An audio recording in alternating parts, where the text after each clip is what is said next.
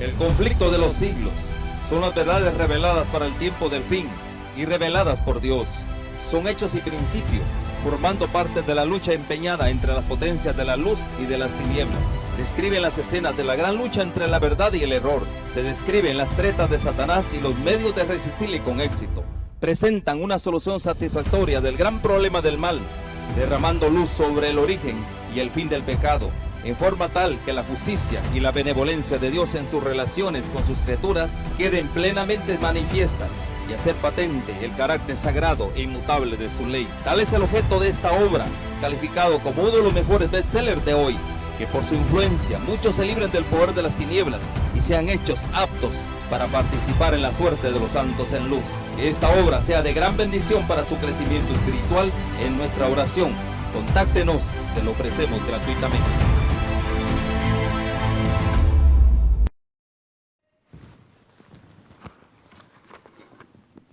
Buenas noches nuevamente a todos Los Ángeles, Long Beach, México.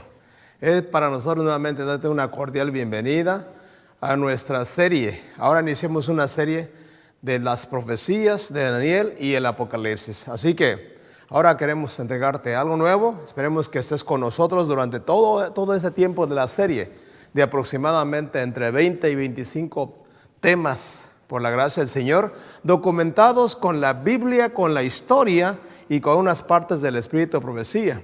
Así que para nosotros es un privilegio hacerte esa invitación desde ya que por la gracia de Dios hemos concluido brevemente lo que fueron los temas de doctrinas cristianas. El tiempo se ha cumplido, ¿sí? Así que a partir de este momento iniciamos nuevamente las profecías de Daniel y Apocalipsis. Así que quiero invitarte ahí donde estás en tu casita para que hagamos una oración. Querido Dios y Padre, nuevamente, gracias por tu palabra, por tu confianza, porque nuevamente nos permites estar en este espacio para hablar de tu palabra, para poder, Señor, entregar a todos tus hijos el plan de salvación y la confianza de que en la profecía, así como has estado con todo tu pueblo en el pasado, en el presente, estarás con tu pueblo en el futuro. Sé con nosotros, mora en nuestro corazón, quita toda aflicción, problema, enfermedad de aquellas personas, de aquellos lindos hermanos o hermanas que nos ven. Acompáñanos, Padre, en el nombre de Cristo Jesús. Amén. Bien, vamos a iniciar, como les decía, nuevamente nuestra serie, las profecías del Apocalipsis y de Daniel. Y la primera pregunta que nos vamos a hacer en esta noche es, ¿por qué estudiar las profecías? Probablemente la palabra profecía te llega a veces al punto de que te dé temor. Te digo una cosa, las profecías son solamente el cumplimiento de la historia. Así que si tú conoces la historia por la cual vamos a auxiliarnos nosotros, entonces vas a entender meramente. Mira, la interpretación prácticamente que acorde a la Biblia se aplica es una interpretación preterista. ¿Sí? La Biblia nunca se aplica prácticamente para la historia del pasado. Así como decir, ya pasó. Ni futurista, viene en el futuro. Sino prácticamente la Biblia aplica la historia de una forma cronológica. Es decir, lo que se cumple con el tiempo. Así que vamos a ver algunos textos de por qué estudiar prácticamente las profecías. Dentro de ello tenemos, por ejemplo, Proverbio 29:18. Mira lo que dice. Proverbio 29:18 dice, sin profecía el pueblo se desenfrena, mas el que guarda la ley es bienaventurado. Es decir, mira, tú conoces, por ejemplo, un caballo para que tú lo puedas dirigir, debe tener un freno. Imagínate un pueblo que no tiene profecía. Un pueblo sin profecía no tiene ruta, no tiene destino, no tiene dirección. Y por eso es importante que estudiemos las profecías. El siguiente texto de Primera de Tesalonicenses, capítulo 5, versículo 20, dice lo siguiente. Dice, no menospreciéis las profecías. Es decir, no le tengas temor. Hay personas que dicen, no, las profecías del Apocalipsis son para el futuro, tú no te preocupes. Tú solamente habla del amor de Jesús. No, quiero decirte una cosa. Dice aquí el apóstol Pablo, dice, no menospreciéis las profecías.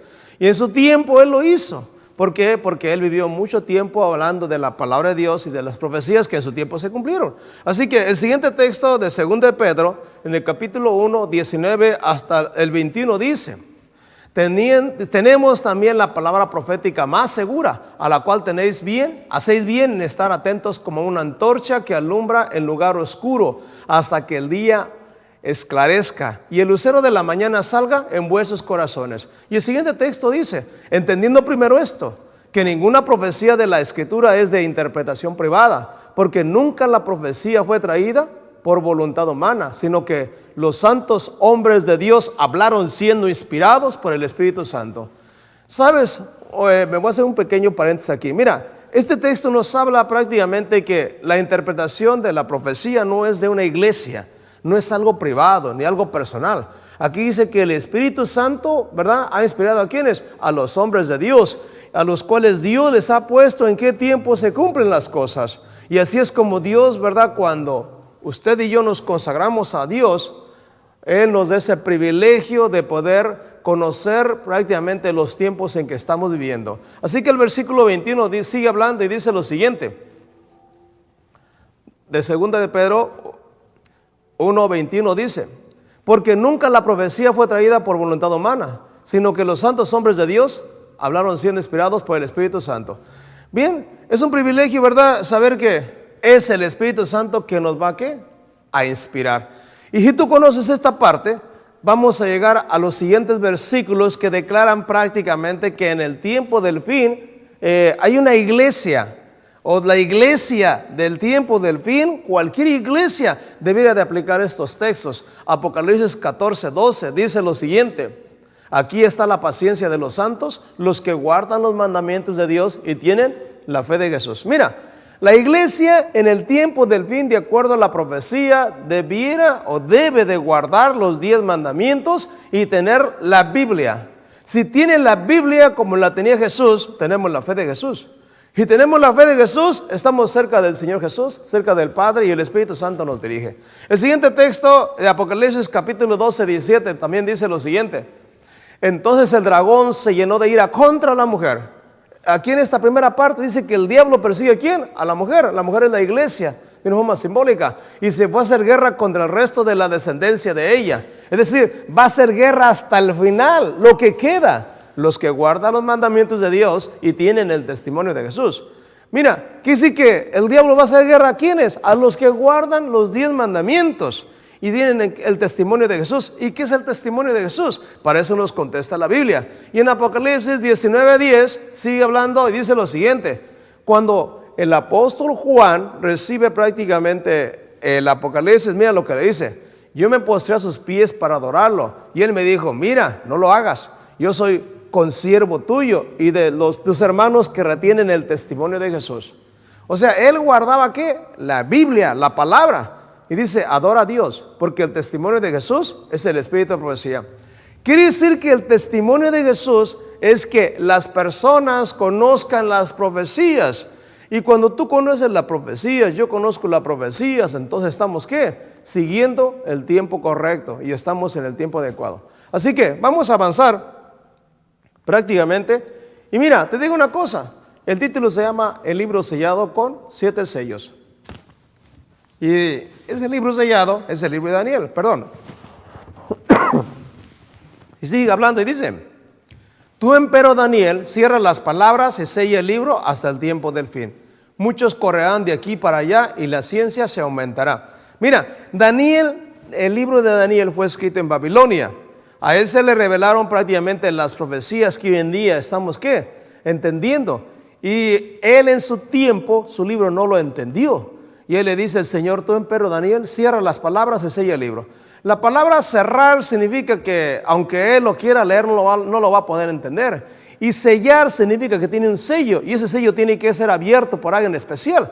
Dice: muchos correrán de aquí para allá y la ciencia se aumentará. Y por eso el siguiente texto sigue hablando y dice en los siguientes versículos. En el capítulo 12, versículos 8 y 9 dice: y yo oí, mas no entendí. Y dije: Señor mío, ¿cuál será el fin de estas cosas? Él respondió: anda, Daniel, pues estas palabras están cerradas y selladas hasta el tiempo del fin.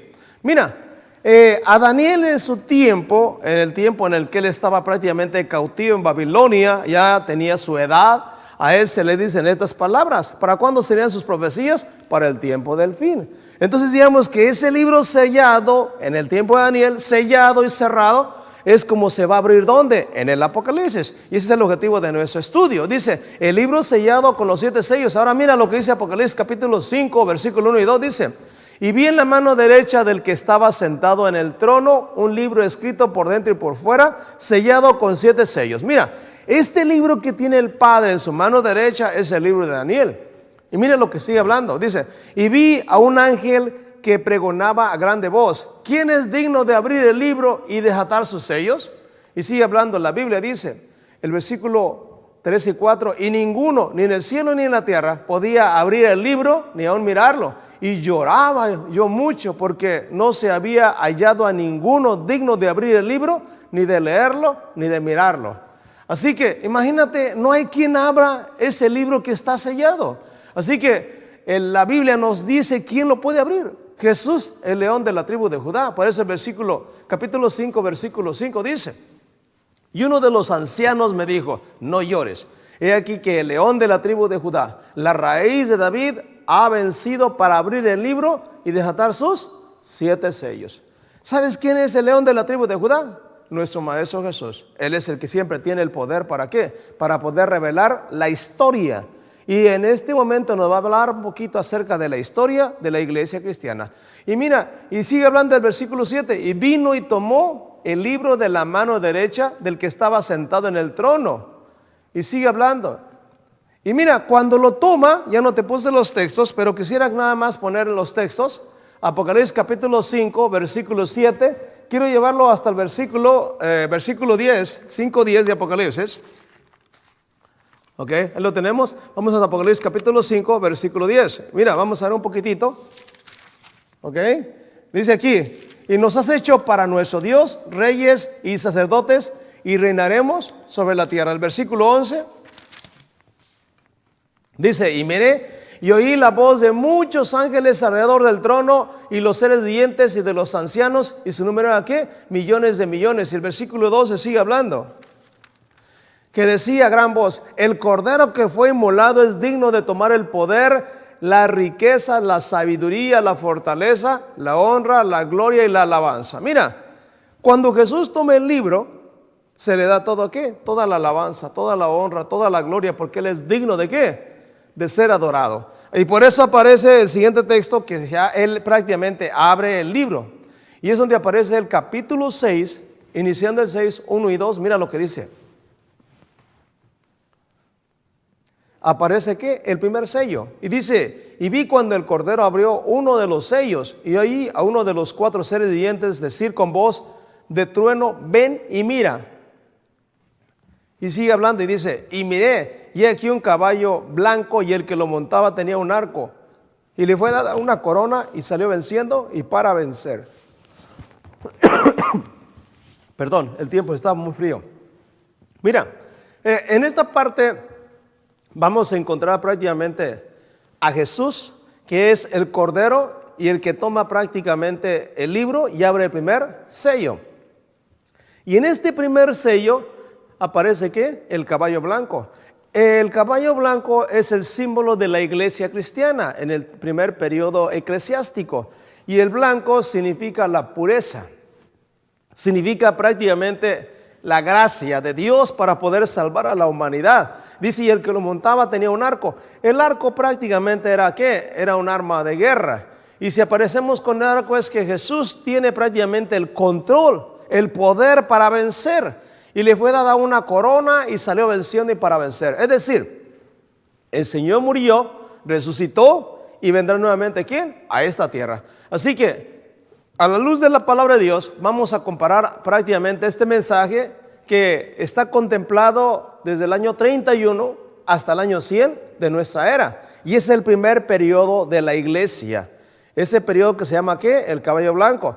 Al mismo tiempo, de forma paralela, vamos a encontrar que por la gracia de Dios, este caballo blanco o primer sello también es llamada la primera iglesia o la iglesia de Éfeso.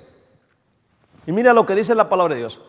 Ahora ya me paso del capítulo 6, 1 y 2, me voy a pasar hasta el capítulo 2, versículo 2 y 3, dice lo siguiente: yo conozco tus obras y tu arduo trabajo y paciencia, y que no puedes soportar a los malos, y has sufrido y has tenido paciencia y has trabajado arduamente por amor de mi nombre, y no has ¿qué? No has desmayado. Mira, hay una cualidad que tiene prácticamente la iglesia cristiana. Dios conoce su obra. En aquel entonces la iglesia trabajaba arduamente, y por eso le dice: has trabajado arduamente por amor de mi nombre y no has desmayado. ¿Cómo podemos entender estas frases de estos dos primeros textos? Entonces para ello tenemos que irnos prácticamente a la Biblia, a lo que es Hechos capítulo 1, versículo 8. Usted sabe que después de la resurrección de Jesús, ya había subido al cielo, y esto le dice lo siguiente: pero recibiréis poder cuando haya venido sobre vosotros el Espíritu Santo, y me seréis testigos en Jerusalén, en Judea, en Samaria y hasta lo último de la tierra. Jesús promete prácticamente la venida del Espíritu Santo. Una disculpa. Perdón. Y mira, viene la promesa del Espíritu Santo y Él se va al cielo. Dice: y habiendo dicho estas cosas, fue alzado y le recibió una nube y le ocultó de sus ojos. Y el texto sigue hablando en Hechos capítulo 1 de 9 al 11, dice: y puestos los ojos en el cielo, entre tanto que él se iba, he aquí dos ángeles con vestidura blanca les dijeron: varones galileos, ¿por qué están mirando al cielo? A este mismo Jesús que fue tomado de vosotros al cielo, así vendrá como le habéis visto ir al cielo. Imagínate que Jesús se despide de sus apóstoles, les da la promesa de la venida del Espíritu Santo, que es el poder que les va a ayudar para trabajar, como dice los versículos de arriba. Entonces, a la luz de la Biblia, se cumple la promesa. Y a la luz de la palabra de Dios, mira lo que dice el texto, Hechos capítulo 2, 1 al 13. Aquí lo estoy resumiendo, pero dice: cuando llegó el día del Pentecostés, estaban todos unánimes juntos, y de repente vino del cielo un estruendo como de un viento recio, el cual llenó toda la casa donde estaban sentados, y se les aparecieron lenguas repartidas como de fuego, y fueron todos llenos del Espíritu Santo y comenzaron a hablar en otras lenguas. Usted puede encontrar toda esta parte, usted la puede leer en casita, y va a encontrar que Pedro prácticamente se levanta y les hablaron a todos los judíos que en aquel entonces, en el día del Pentecostés, se habían reunido de todas las naciones. Y cuando Dios utilizó prácticamente a Pedro, a los apóstoles, ellos escuchaban la palabra de Dios en su propio idioma. Aunque ellos hablaban un idioma, prácticamente los que venían de otras naciones lo escuchaban ¿en qué? En sus idiomas. Por eso dice aquí que las lenguas eran ¿qué? Eran los idiomas. Así que el Espíritu Santo le da el poder a los apóstoles, que en aquel entonces eran 120, los que estaban reunidos allí, ya reunidos de la iglesia, reciben el poder, y ese poder multiplica, y la gente viene ¿a quién? Viene a Jesús. Así que, volviendo entonces a la palabra de Dios, dice lo siguiente, igualmente. Dice aquí: ¿cómo fue el crecimiento de la iglesia primitiva? Bien. Aquí tenemos prácticamente que son llenos ¿de quién? Del Espíritu Santo. En esta primera parte dice de 120 que se reunieron para orar y recibieron el poder del Espíritu Santo. De acuerdo a Hechos 2:41, se bautizaron y se convirtieron 3,000 personas en la primera predicación pública cuando Dios utilizó a Pedro. Después sigue hablando la palabra y dice: en otra ocasión se convirtieron más de 5,000 personas, Hechos 4:4. Y sigue hablando el texto, dice: en poco tiempo el evangelio se extendió por toda Judea, Samaria y Galilea. Y como el Señor había dicho, hasta lo último de la tierra. Entonces, a la luz de la Biblia, se va extendiendo y luego llega ¿a quiénes? A los gentiles.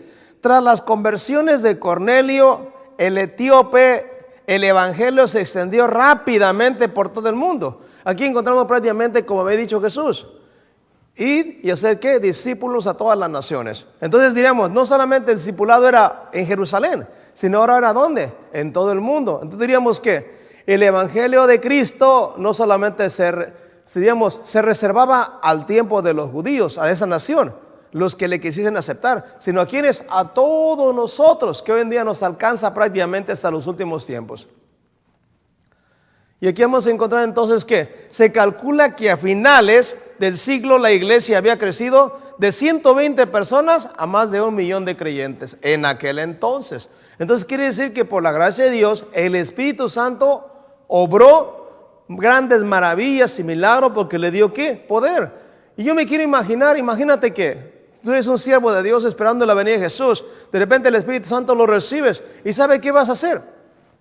Ahora lo que vas a hacer es hablar a todo el mundo de que Jesús ¿qué? Te ama y que Él es tu Redentor y Él murió por ti. Y no dejaban de parar, no podían callar. El Espíritu Santo los motivaba porque aquellas personas que esperaban el Evangelio eran personas que Dios tenía un plan para ellos, al igual que hoy en día lo tiene para ti y para mí. Así que volviendo entonces continuando con nuestra presentación, diríamos, ¿no? ¿Qué características entonces tenía esta iglesia, la iglesia cristiana? La iglesia del primer periodo, que lo estamos considerando prácticamente desde el año 31 hasta el año 100. ¿Por qué el año 31? Bueno, porque en ese tiempo, diríamos, ¿no? Muere Jesús, subió al cielo y se cumple la promesa de Hechos 2. ¿Y viene quién? El Espíritu Santo. A partir de allí prácticamente inicia ¿qué? La iglesia cristiana. Si tú analizas en el contexto de la historia, si la iglesia cristiana inició con el poder del Espíritu Santo, todo cristiano debiera de ¿qué? De iniciar precisamente con el poder del Espíritu Santo. Ya lo leíamos en otras ocasiones. Cuando una persona se bautiza, dice la Biblia, Dios perdona sus pecados y el Espíritu Santo ¿qué? Le da, es el guía para poder ¿qué? Entender la Escritura. Así que primera característica, esta fue la iglesia del primer ¿qué? Amor o iglesia ferviente. Número 2, en un día se convirtieron y se bautizaron 3,000 y después ¿qué? 5,000 bautizados. Número 3, todos estaban juntos y tenían las cosas en común. Hechos 2:44.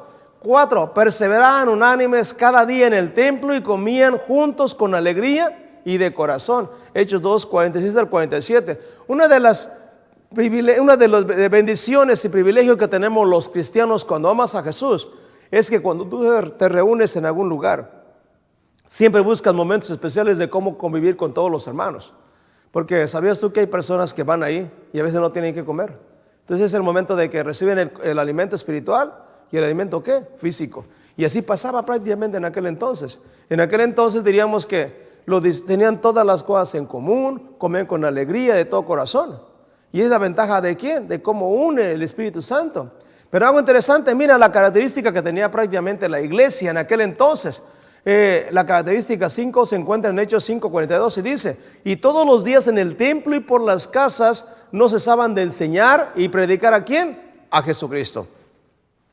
Privilegio, mira, todos los días la gente predicaba. ¿Dónde? En la calle, ¿verdad? En las casas, en el templo. Y no paraban ¿de qué? De enseñar la palabra de Dios. Hoy en día probablemente los días de reuniones, tú y yo en tu iglesia estemos reuniéndonos y prediquemos 2 días a la semana, el fin de semana, puede ser sábado o domingo, pero de acuerdo a la Biblia debería ser el sábado. Entonces, la iglesia ferviente se clasificó así, todos los días predicaban. Ahora la pregunta es, ¿quién era Éfeso? De acuerdo a Hechos 19, 23 a 27 y al 34 dice lo siguiente, mira, primera característica, es parte de Éfeso, dice: la palabra de Dios dice, hubo por aquel tiempo un disturbio, porque un platero llamado Demetrio, que hacía de plata templecillos de Diana, daba no poca ganancia a los artífices, a los cuales reunidos con los obreros del mismo oficio, dijo: varones, sabéis que de este oficio obtenemos nuestra riqueza, pero veis y oís que este Pablo, no solamente en Éfeso, sino en casi toda Asia. Fíjate quién se encuentra predicando en Éfeso. En casi toda Asia, dice el texto de la siguiente forma: ha apartado a muchas gentes con persuasión. ¿Sabe qué es persuadir a alguien?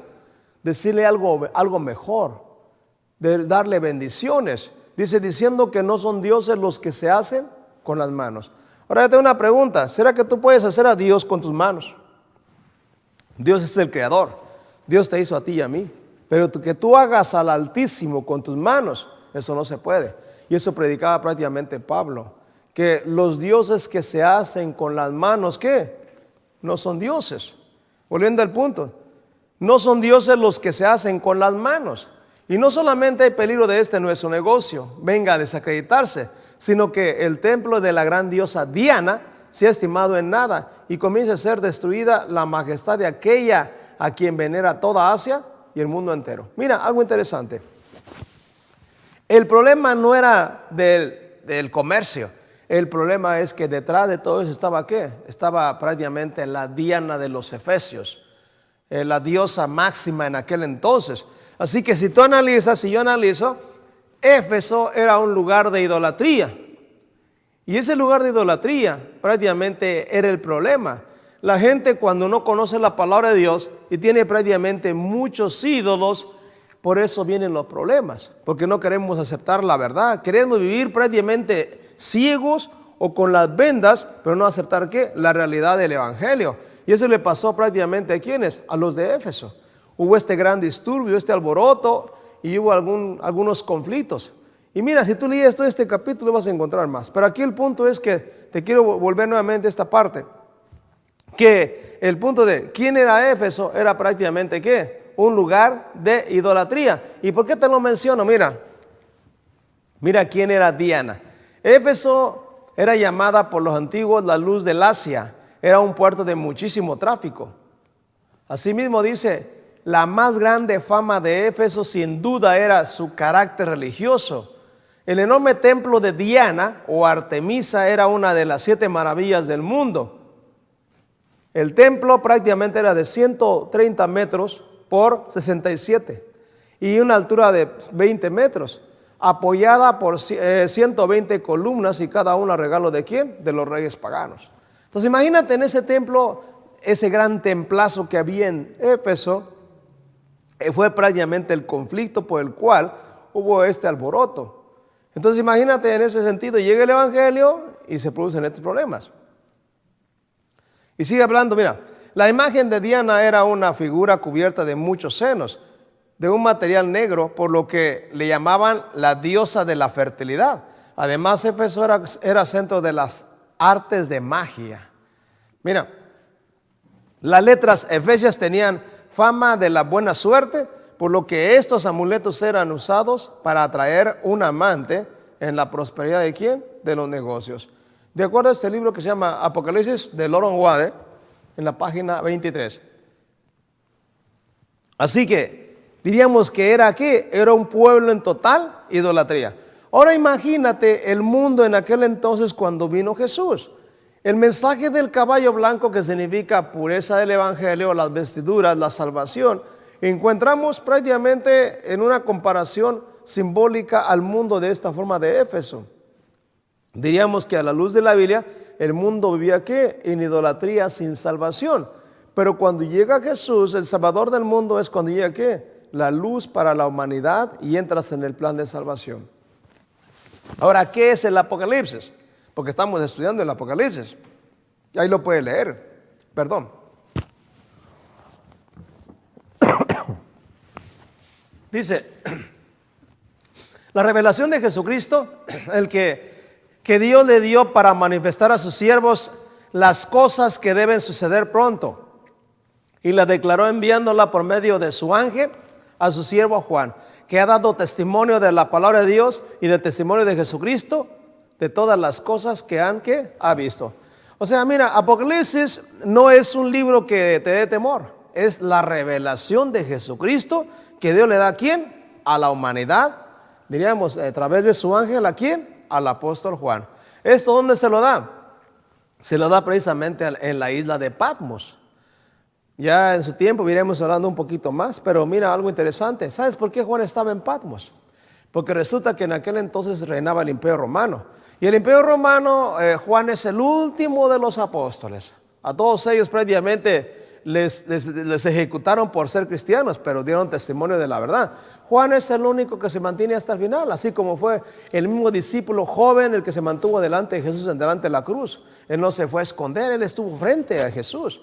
Entonces, este apóstol Juan, prácticamente hablando de Jesús, el discípulo amado, prácticamente, él sigue hablando y hablando y hablando, a tal grado que en aquel entonces el Imperio Romano como castigo lo metió, de acuerdo a la tradición, en un caso de aceite hirviendo. Y él se reía y hablaba prácticamente de Jesús. Así que para no matarlo, lo exiliaron prácticamente, ¿dónde? En la isla de Patmos. Y ahí es donde prácticamente recibió lo que se llama esta revelación del libro de Apocalipsis. Y mira, y por eso el versículo 1:3 dice, bienaventurado el que lee, los que oyen las palabras de esta profecía y guardan las cosas en ella escritas, porque el tiempo está, ¿qué? Cerca. Ahí tenemos el 1:3. Mira, la clave del Apocalipsis es leer, oír y guardar. 3 palabras. Si tú lees la Biblia o la escuchas y la guardas, eres bienaventurado. ¿Sí? ¿Por qué? Porque el tiempo está cerca. Y si el tiempo estaba cerca en aquel entonces, cuando Juan recibió la revelación, te estoy hablando prácticamente en el año, prácticamente entre el 95 y 96 de nuestra era, antes del año 100, Juan recibe esta revelación. El tiempo estaba, ¿qué? Cerca. Así que el libro de Apocalipsis ya no va a estar, ¿qué? Cerrado. Ahora va a estar abierto. Entonces, si el libro está abierto, el Apocalipsis nos sigue hablando ¿de quién? De Jesús. Y por eso la Biblia dice aquí en Apocalipsis 1:7 dice, he aquí que viene con las nubes y todo ojo le verá. Y los que le traspasaron, todos los linajes de la tierra harán lamentación por él. Así sea. Amén. Mira, Apocalipsis dice que todo ojo, ¿quién? Le va a ver cuando venga el Señor Jesús. Ahora, ¿por qué menciona esto? Porque Él dio la promesa.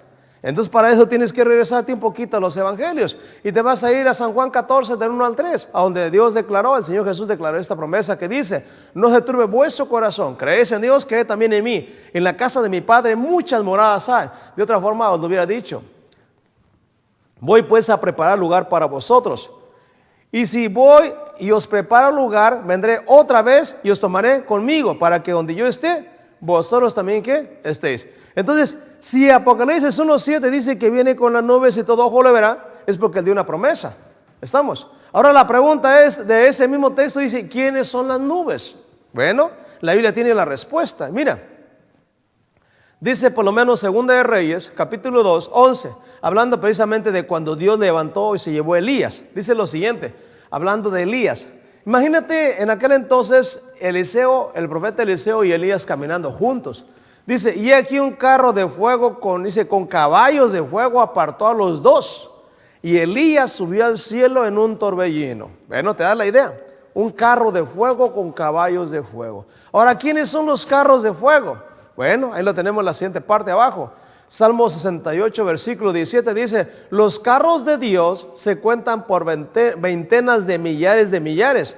El Señor viene del Sinaí a su santuario. Los carros de fuego, fíjate, con caballos de fuego, ¿qué son? Son los millares de millones de ángeles.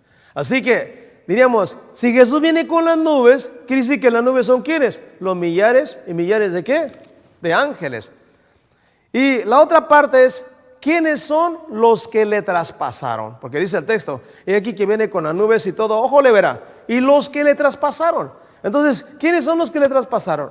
Para ello tenemos que ir cuando enjuiciaron al Maestro Jesús. Entonces vas a encontrar que los fariseos de aquel entonces, los líderes religiosos, el Sanedrín que le llamaban prácticamente la crema innata de la religión judía, con doctorados, postdoctorados en la Biblia del Antiguo Testamento, con todos los idiomas. Imagínate, ellos son los que están juzgando ¿a quién? Al Maestro Jesús. Ellos son los que le traspasaron. Mira, dice, mas Jesús callaba. Te estoy leyendo Mateo 26 del 63 al 64, dice, mas Jesús callaba. Entonces el sumo sacerdote le dijo, te conjuro por el Dios viviente, que nos diga si eres el Cristo, el Hijo de Dios. Jesús le dijo, tú lo has dicho, y además os digo que desde ahora veréis al Hijo del Hombre sentado a la diestra del poder de Dios y viniendo en las nubes de los cielos. Mira, cuando el Señor Jesús fue juzgado, Él tranquilamente, antes de ser llevado prácticamente al matadero, antes de ser crucificado, en la noche le hicieron el juicio. Imagínate los humanos juzgando al Maestro, juzgando a Dios. O sea, eso no se vale. Es el enemigo que utiliza a los humanos. ¿Para qué? Para burlarse de Dios, para burlarse de Jesús. Y probablemente en un momento dado, si alguien se burla de un cristiano, o se burla de que escucha la palabra, o se burla de la palabra, es la misma circunstancia. Así que aquí dice, ¿no? ¿quiénes son los que le traspasaron? Todos ellos, desde ellos que participan en el juicio, le declaran que él es un blasfemo. Así que, a la luz de la Biblia, diríamos que ellos son los que le crucificaron. Ahora, diríamos, ¿no? ¿Quiénes son las nubes? Nuevamente dice aquí, ¿no? Jesús vendrá con todos sus ángeles. Cuando el Hijo del Hombre venga en su gloria y todos los santos ángeles con él, entonces se sentará, ¿qué? Sobre el trono de su gloria. ¿Cuántos ángeles vienen? Todos los ángeles. Es aquí que viene con las nubes y todo ojo le verá. ¿Sabes qué? La venida de Jesús es un evento visible. ¿Por qué? Porque todo lo vamos a ver. Es un evento audible porque viene con millares de millones de ángeles. Nada más por mencionar 2 puntos. No es algo secreto, como se dice por ahí en alguna doctrina, que el rapto es secreto. No. Aquí dice que es ¿qué? Visible, audible, porque así vendrá el Señor Jesús. Y sigue hablando el texto. 1 Tesalonicenses, capítulo 4, 16, dice, porque el Señor mismo descenderá del cielo con aclamación, con voz de arcángel y con trompeta de Dios. Y los muertos en Cristo resucitarán primero. Aquí aparece la gran resurrección. Mira, aquí es donde toda la gente previamente que descansó en el Señor, aquí se abren las esperanzas. Aquí llega la victoria de la vida eterna. Inicia la eternidad. Y aquí quiere verte a ti y a mí. Por eso tú estás viendo estos temas interesantes. ¿Por qué? Porque todas las personas que leen la Biblia, que aceptan a Jesús, le entregan su vida y día con día prácticamente le entregan su corazón y comienzan sus pecados. En el cielo recuerda que hay justificación delante del Padre porque cree solamente en Jesús. Y si en algún momento dado nos toca descansar por cualquier circunstancia en la vida, accidente, enfermedad, etcétera, etcétera, mira, aquí está prácticamente la victoria. Los muertos en Cristo resucitarán primero. Y sigue hablando el versículo 17, dice, luego nosotros los que vivimos y habremos quedado, seremos arrebatados juntamente con ellos en las nubes para el encuentro con el Señor en el aire, y así estaremos siempre con el Señor. Mira, se cumple prácticamente. El arrebatamiento significa, digamos, el traspaso, el que Dios te jala hacia arriba. El Espíritu Santo y los ángeles te dan la bienvenida prácticamente. Así que Dios llama a los que mueren en Cristo de las tumbas por su nombre, y a los que estén vivos prácticamente los va a arrebatar. Y aquí está prácticamente la clave. Ahora, toda la Biblia prácticamente hablaba de ¿quién? Hablaba de Jesús. Y por eso él dijo en San Juan 5:39, escudriñad las escrituras porque a vosotros parece que necesitáis tener la vida eterna, y esas son las que dan testimonio de mí. Mira, por ejemplo, el santuario en el cual se señalaba prácticamente al Cordero que es Jesús, él cumplió todas las partes. Porque cada parte del santuario señalaba a Jesús. Mira, nada más por mencionar. Decíamos que el santuario tiene 3 partes: el atrio, el lugar santo y el lugar santísimo. Y Jesús en el santuario, a Él lo encontramos donde quiera, porque Él es la culminación del plan de salvación. Jesús es la puerta. Ahí tenemos San Juan 10:9, dice, yo soy la puerta, el que entrare por mí será salvo. Y mira, ahí lo tenemos, gracias hermano. Yo soy la puerta, el que por mí entrare será salvo y entrará. Y dice, y saldrá y hará ¿qué? Pastos, volviendo a nuestro esquema. Entonces, para poder avanzar en la parte de texto, mira, la siguiente parte es el altar de los sacrificios. San Juan 3:16, yo conozco el texto. San Juan 3:16 dice, porque de tal manera amó Dios al mundo que ha dado a su Hijo unigénito, para que todo aquel que en él crea no se pierda, mas tenga vida eterna. Ahí tenemos el texto. Ahora, en el altar de los sacrificios murió Jesús. Y por eso San Juan 1:29 dice que Jesús ¿qué? Es el Cordero de Dios que quita el pecado del mundo. Entonces ahí tenemos prácticamente en el altar de los sacrificios ¿a quién? A Jesús. En el lavacro tenemos ¿quién? A Jesús como el agua de vida. Tú recuerdas ahí en San Juan 14 donde Jesús tiene prácticamente un encuentro con la mujer samaritana. Mira, Jesús le dice, mas el que bebiere del agua que yo le daré no tendrá sed jamás, sino que el agua que yo le daré será en él una fuente de aguas que salte para vida eterna. Jesús es el agua de vida, es la vida eterna. Mira, tenemos el candelero, vamos al lugar santo. En el candelero encontramos a Jesús como ¿quién? Como la luz del mundo. Él dijo, yo soy la luz del mundo. Él lo tenemos, lo puede leer. Y mira, a la luz de la Biblia podemos encontrar que todo lo del santuario se cumple con Jesús. En la siguiente parte encontramos prácticamente la mesa de los panes de la proposición. Y encontramos en San Juan 6:35 lo siguiente, ahí lo tenemos. Yo le pido una disculpa porque está muy frío. Está muy frío en este momento y me hace un poquito el frío bostezar, perdón.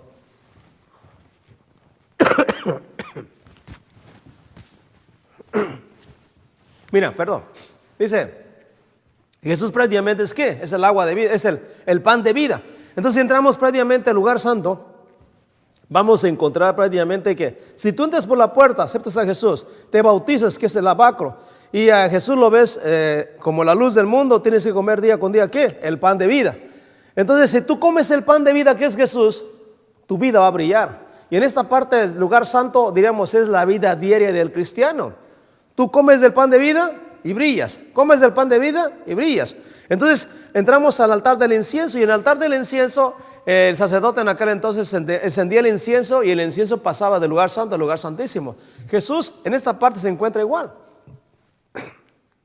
Mira, en esta parte del altar del incienso encontramos prácticamente a Jesús, ¿qué? Intercediendo por nosotros. Aquí tenemos los textos que voy a mencionar en este momento.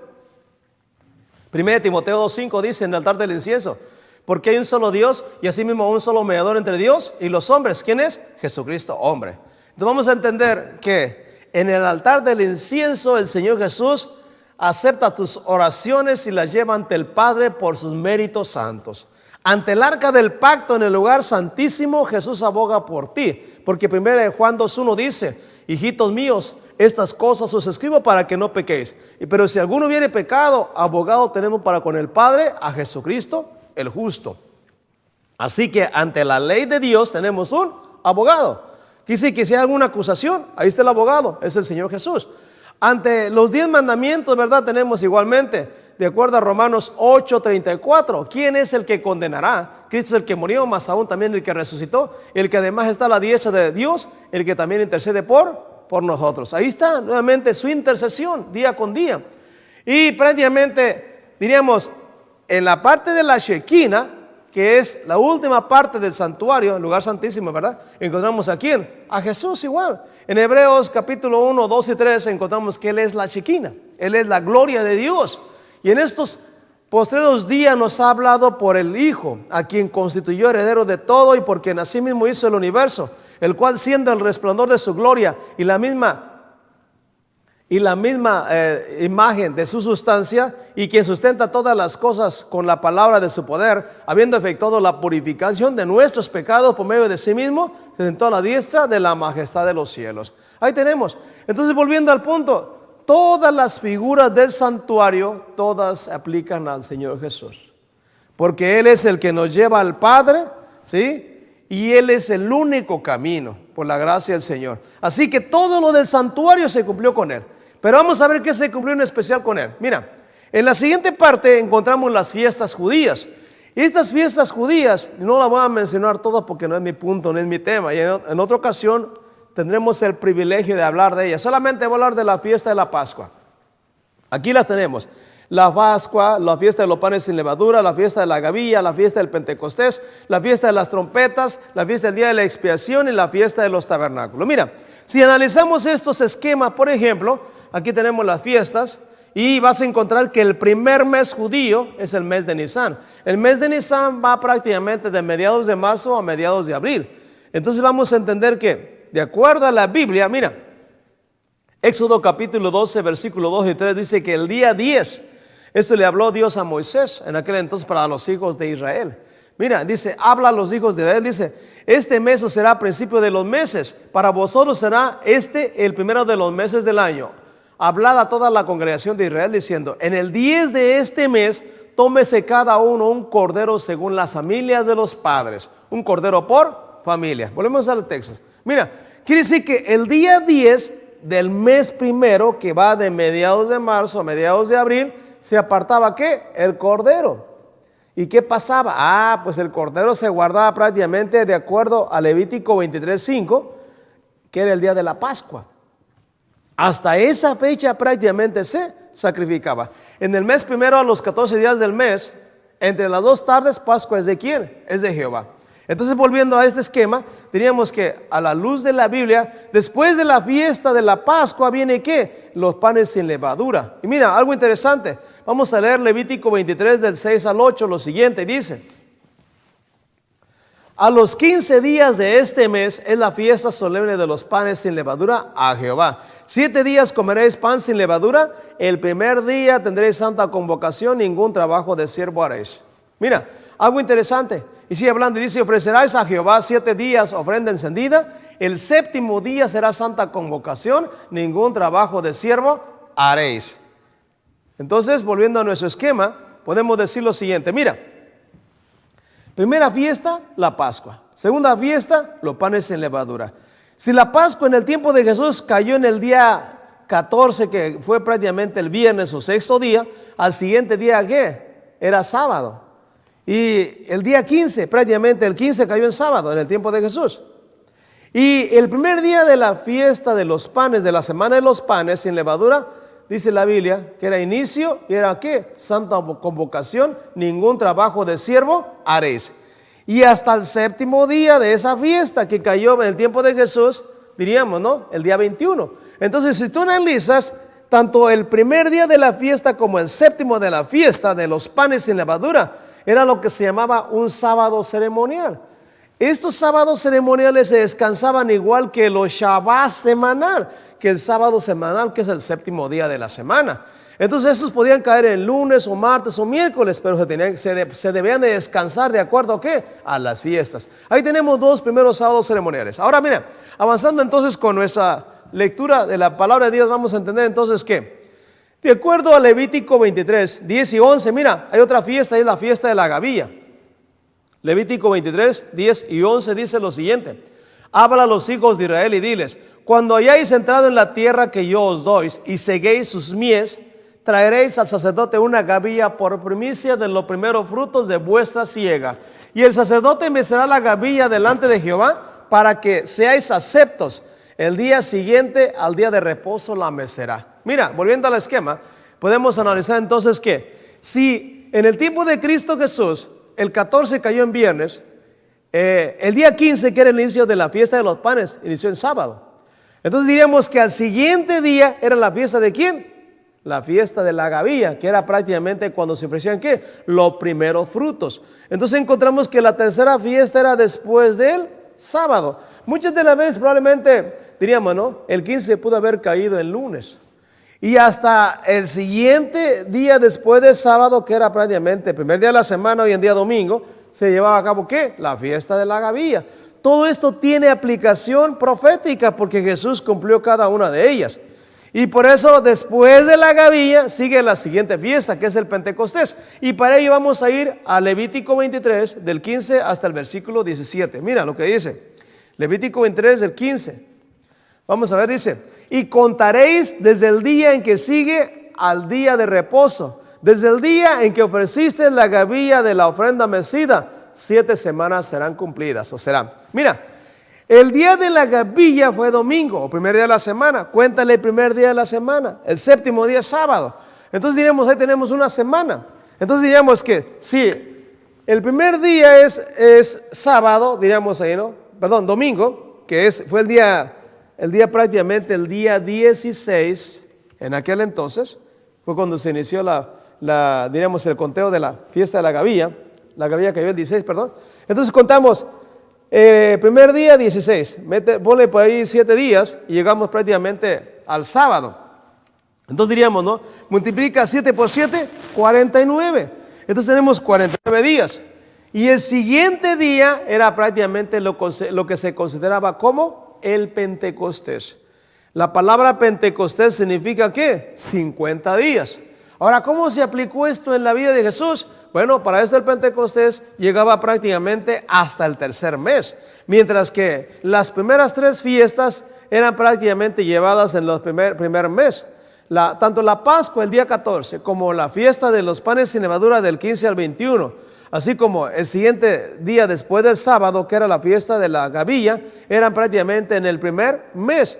Ya la fiesta del Pentecostés, porque ya vas a liberar aquí 7 semanas, y al siguiente día era ¿qué? Era prácticamente el primer día de la semana, hoy en día domingo.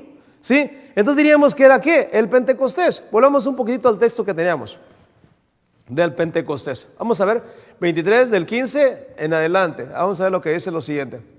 Dice, hasta el día siguiente del séptimo día de reposo contaréis 50 días.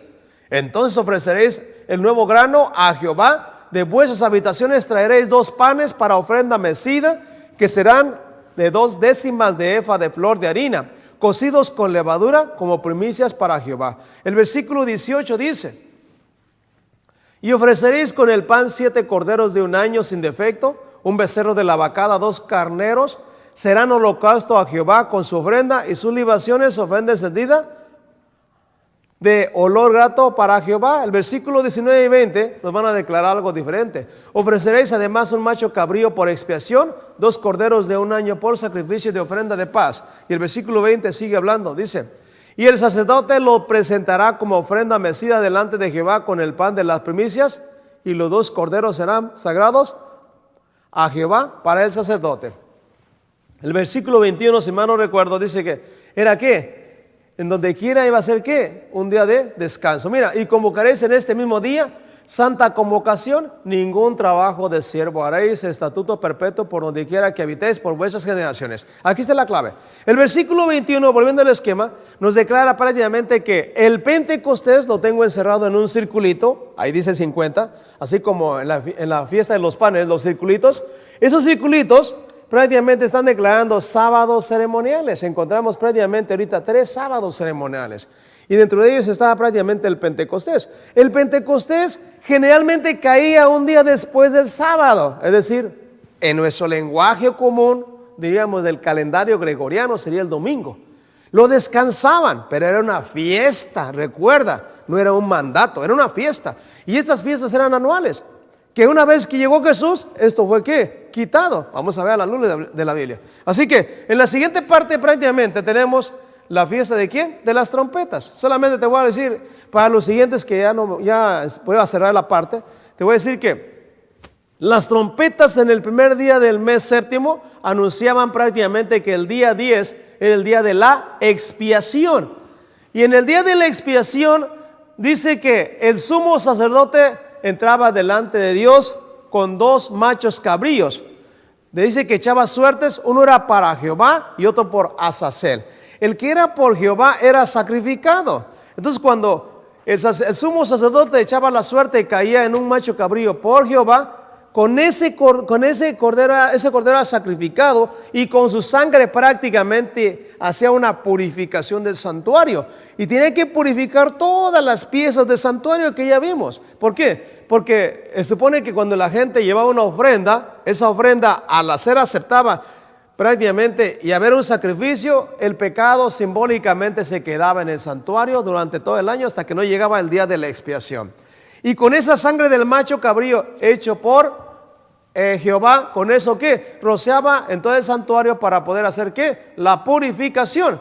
Así que en ese día entraba prácticamente el sumo sacerdote hasta el lugar santísimo, donde estaba prácticamente el arca del pacto, la Shekinah, que era la presencia de Jehová. Es el único día dentro de todo el año prácticamente que ministraba delante de Dios, y por eso tenía que prepararse el pueblo desde el día primero. La fiesta de las trompetas anunciaba que llegaba ¿qué? El día del juicio, el día de la expiación, el día en el cual el máximo líder, el sumo sacerdote, entraría en la presencia de Dios. ¿Para qué? Para presentarse, diríamos, ¿verdad?, con los pecados de todos ellos. Entonces él para sí mismo no se presentaba solo. A la luz de la Biblia, de acuerdo a Levítico 16, que no lo vamos a escribir, dice que él hacía un sacrificio por sí, por su casa. ¿Y el sacrificio era qué? Era un becerro.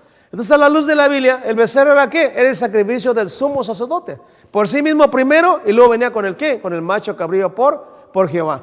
Y con el macho cabrío por Jehová hacía toda la purificación. Y ya cuando salía, entregaba al pueblo ¿qué? Un juicio de veredicto de inocente. Entonces ya llegaba el día 15, y en el día 15 prácticamente a la luz de la Biblia, diríamos que ya la gente vivía ¿qué? En tabernáculos. Y los tabernáculos era prácticamente de la santidad ¿a quién? Al Dios que servían. Así que por la gracia de Dios, diríamos, ¿no?, que el pueblo de Israel vivía estas fiestas solemnes durante ¿qué? Durante todo el año, diríamos, por eso se llaman fiestas anuales. Quiero concluir aquí, este tema continuará, pero mira, quiero cerrar lo siguiente. Los círculos que tú ves aquí, el primero que se encuentra en el inicio de los panes sin levadura, al final, ¿verdad? Tenemos prácticamente dos sábados ceremoniales en el Pentecostés, en la fiesta de las trompetas, en la fiesta del día de la expiación. al inicio de los tabernáculos, que es prácticamente el día 15, y hasta el día 22, prácticamente de los tabernáculos, de ese mes, séptimo mes, encontramos prácticamente 7 sábados ceremoniales. Estos sábados ceremoniales fueron clavados en la cruz. Y cierro con mi último texto porque vamos a continuar con este tema. Mira, Colosenses capítulo 2, versículos 16 y 17 dice lo siguiente.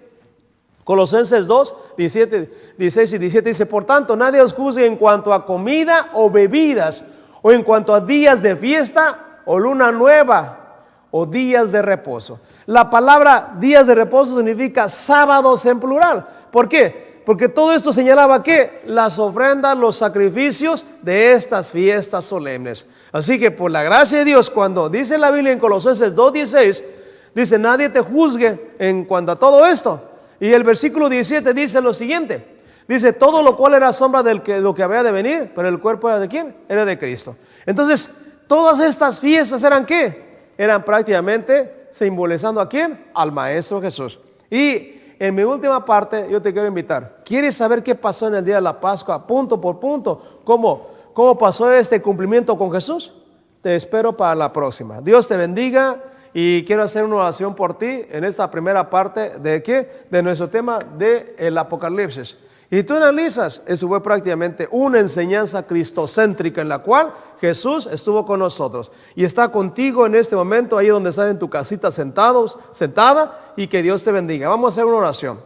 Privilegio, Padre Santo y bueno, agradecerte porque has estado con nosotros, Señor, porque nos has instruido y porque a través de la profecía de la Biblia, Padre, nos das el privilegio de contemplarte.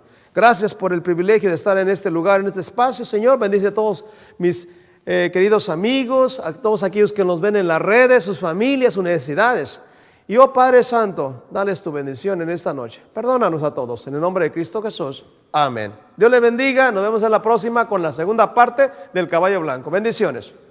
La estrategia divina por el cual el Señor piensa traer al mundo a una conciencia de Jesucristo es el crear en medio del mundo una familia, un modelo de familia con un estilo de vida, un hogar de luz y bendición, para que los hombres y las mujeres en todo el mundo se reúnan alrededor de valores y principios y pongan a disposición de todas las gentes su maravilloso plan eterno de amor.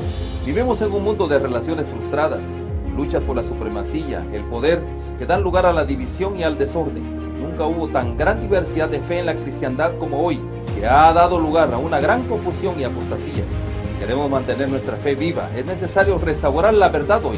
El profeta dice que en el tiempo del fin los sabios se entenderán. Cuando esto se cumpla, habrá unidad de fe entre todos aquellos a quienes Dios ha impartido su Santo Espíritu. Compartamos juntos de un tiempo de una genuina renovación del corazón por una vital conexión con Dios, a fin de que el carácter sea transformado a su divina similitud. Únete, acércate y forma parte. Todo comienza en el seno de nuestro hogar. Contáctenos a la línea de evangelización 310-547-7060.